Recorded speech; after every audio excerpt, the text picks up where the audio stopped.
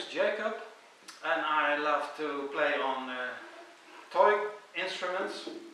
Here's a little piano, and here you can see that's a toy instrument as well. And recently I bought two small guitars intended for children. But I was a bit dissatisfied about the possibilities to play on it. This is the original one. This is a modified one, so you can play better on it. Now, I must say the sound of toy instruments is always a bit weird, or not as real instruments. This is not exactly a piano sound, but you can play on it, and that is the funny thing about toy instruments, I think.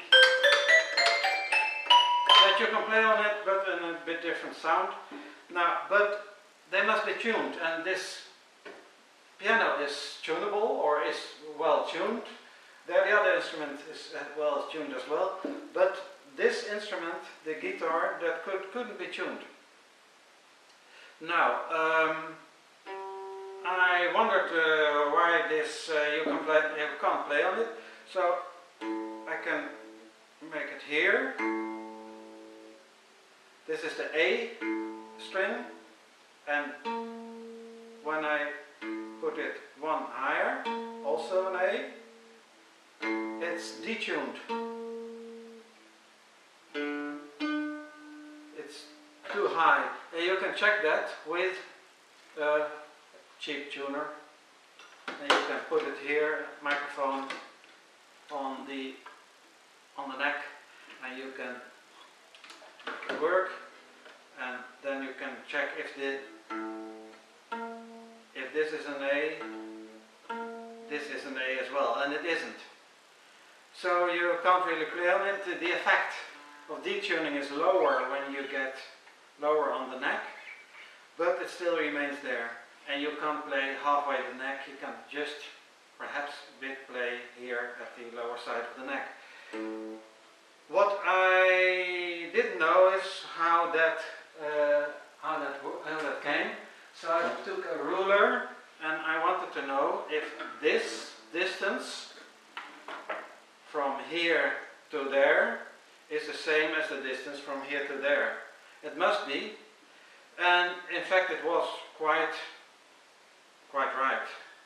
So there must be another effect that makes the detuning, and the effect is that the strings are way too high. They are not really a centimeter, but say a quarter of an inch, or 6-7 millimeters above the fingerboard. Now when you push on the string, then you stretch the string, and when you stretch the string, the pitch of the string will become higher.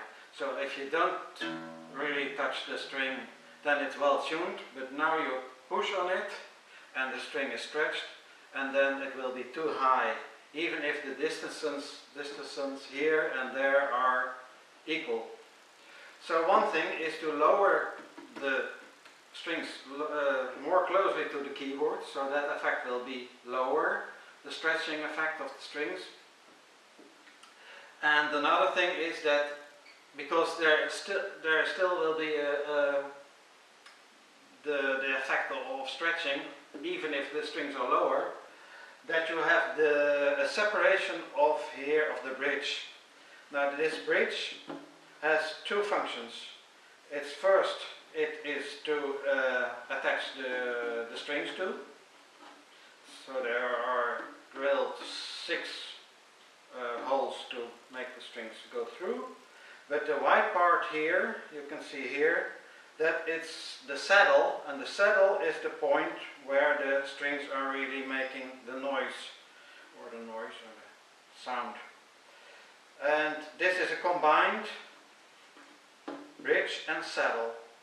And the saddle is an important part of the tuning of the instrument.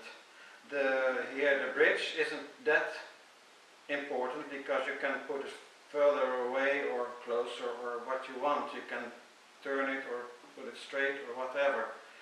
But here, the bridge, that's important. It makes the tuning So what I did to make this instrument sound better, anyway better tuned, is to separate the bridge and the saddle. So for the bridge here I took a copper pipe, and you can take anything you want. If you have a piece of plastic or a piece of wood, doesn't mind. You make 2 holes in that direction for the 2 nuts and bolts, and you make 6 little holes in this direction to get the strings through. Where you put this isn't that important. You can put it halfway here, or more to the back side, or more close to the hole here. It doesn't matter. But this is more important, what you do here.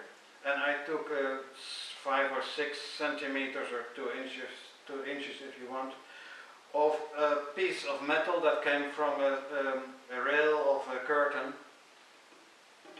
And the advantage is that I can turn it around. So I take this tuner again. I took it because I've already done it. I put it here on the neck, and I tuned it to a real E, and then I tried 1 E higher here, and if it wasn't correct, then I could change here this little piece of iron or aluminium closer or further.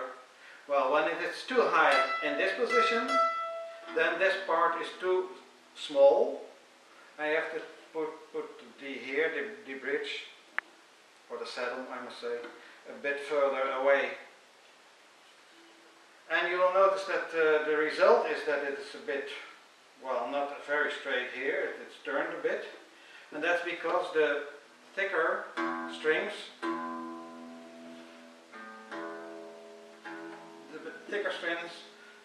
stretch less than this thin strings. They stretch more.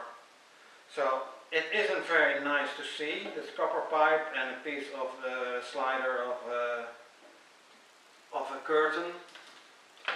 I will make it better in this one. I probably will put this here, this bridge, more to here, and then put another saddle separately. I will remove this one and replace it to here, and then put another saddle here and a lower saddle, so that the strings will be lower anyway. Now, if you modify your toy instrument in this way, well, the sound is really the sound of a toy instrument. You won't change that, and that's funny, I think, that toy instruments have their own sound. But anyway, the instrument is playable. It's you can tune it.